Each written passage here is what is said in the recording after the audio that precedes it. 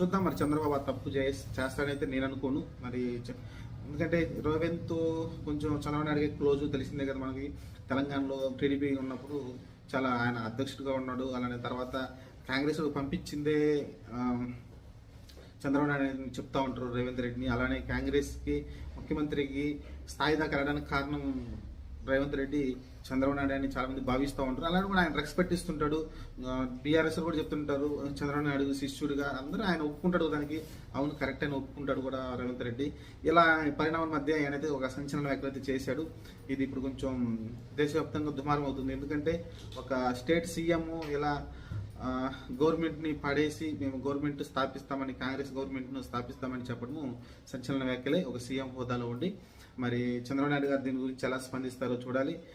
నాకు తెలిసి ఆయన స్పందించకపోవచ్చు, ఎందుకంటే ఆయన శిష్యుడు కాబట్టి పెద్దగా స్పందించకపోవచ్చు. కానీ అది జరిగే ఛాన్స్ అయితే ఉంటుంది.